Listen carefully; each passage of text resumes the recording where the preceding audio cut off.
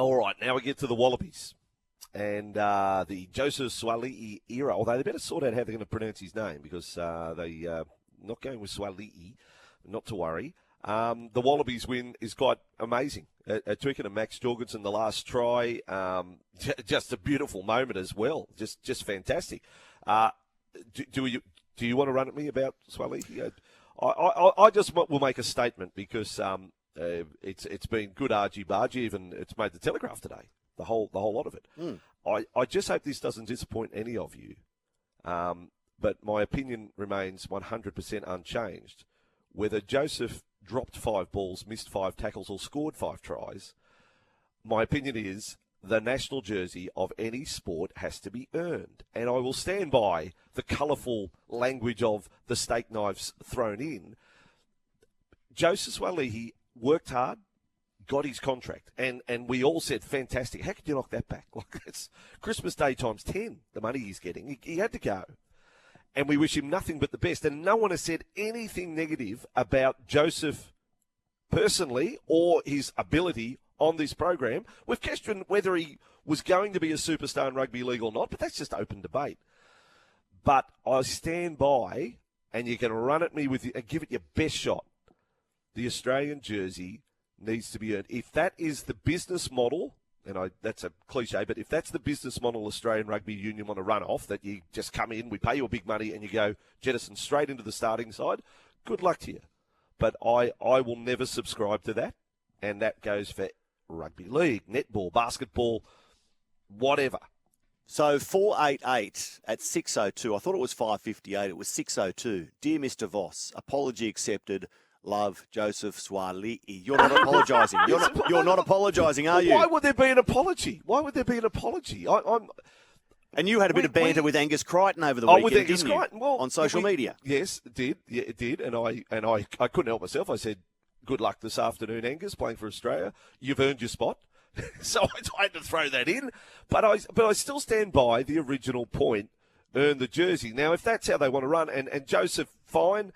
I was a little surprised with the man of the match, I must admit, having watched the highlights now, and only found him touching the ball 6 times, and 3 of them were backs off kicks. But anyway, that's by the by. That means nothing. I mean, rugby, you can never compare rugby union play-by-play stats with a rugby league game, because like the dearest and sincerest rugby league fan is going to say, what? He made 1 run for 5 metres. That's right. He made 1 run in the match for 5 metres. He made a couple of tackles. It's nothing like a winger in rugby league being able to run for 20 carries and make 300 metres. They're different games, so totally different what you get assessed by.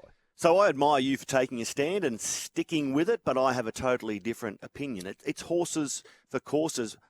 Rugby Australia, the Wallabies weren't going that well, Andrew. We know how much they were struggling. They've signed a bloke who played for the Australian schoolboys, went into the rugby league arena and delivered, then because of a massive offer, jumped to the Wallabies.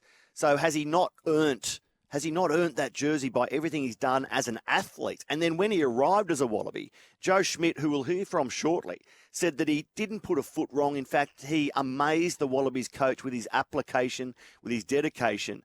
So given you have spent $1.6 million on a gifted athlete who has played rugby before and has stunned you in his preparation for this test, how could you have left him out of the team? He doesn't cheapen the jersey. The jersey's now worth $1.6 million.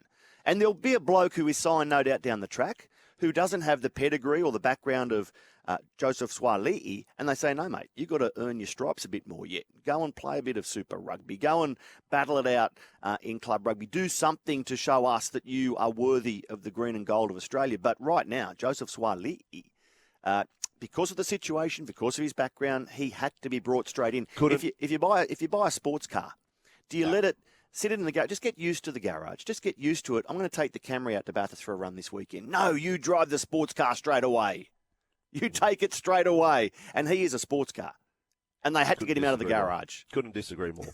But it's the way you're raised. It's the way if you dream it, you can achieve it. You work hard. You know what I mean? Like that's just me. You don't sign the contract and then get the Australian jersey thrown in. Isn't that sort of cutting off the nose to spite your face? He hasn't worked hard in rugby union at all. He hasn't worked hard in rugby union at all. He's done a few training sessions. But he's worked as hard as he can in rugby union since he arrived from rugby league. That's why he got the big money. That's right. The contract was the reward. Then the Australian jerseys next.